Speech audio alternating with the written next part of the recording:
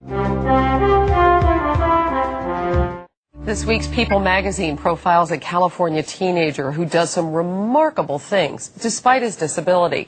This is something you just might have to see to believe.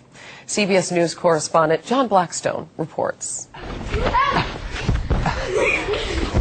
In a pillow fight, 14-year-old Ben Underwood can deliver a dead-on shot. When a video game is going, his fingers fly. On his skates, he's fearless. For most teenagers, it's nothing remarkable. Car.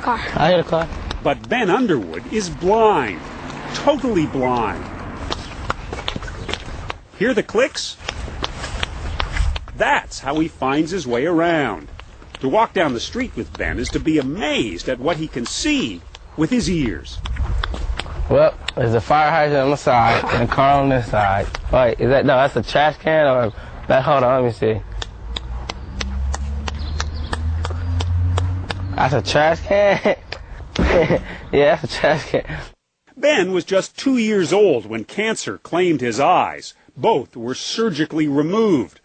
And he woke up from that surgery and Ben said, "Mom, I can't see anymore, I can't see anymore." And I said, "You can't use your eyes, but you got your nose and your ears and your mouth." From that day on, Ben has used his hearing, his touch, his sense of smell to conquer a world of darkness. It's sometimes hard to believe how good Ben is. Just watch the way he deftly steps around a fallen trash can. I don't know how you do that. Somehow, Ben has mastered echolocation. It's the same way dolphins get around, bouncing sound waves to figure out where they are. On a trip to SeaWorld a few weeks ago, Ben found that he and the dolphins shared an amazing talent. All right, ready? Out of the water, it becomes easy to forget that Ben is blind. Ha ha! That was luck. How else to justify my pleasure when I put a couple of goals past him? You thought you were so good. I am good. He is indeed. Ben beat me 5-2. Playing video games with his brother Isaiah in the assault of noise, Ben can figure out everything that's happening just by listening. How can you even separate the sound? Because they got different voices. Nobody is going to tell him that there is an impossibility for him because there are none. This mom ought to be teaching a course on, how do you raise a kid who can't see well.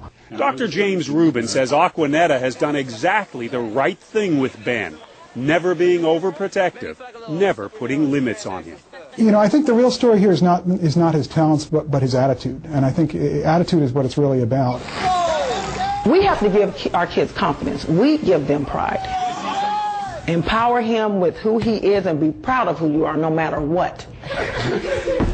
You can see where Ben gets his extraordinary self-confidence.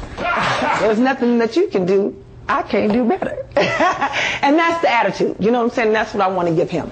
Watching him in action, it seems clear that Ben really can do anything. For The Early Show, John Blackstone, CBS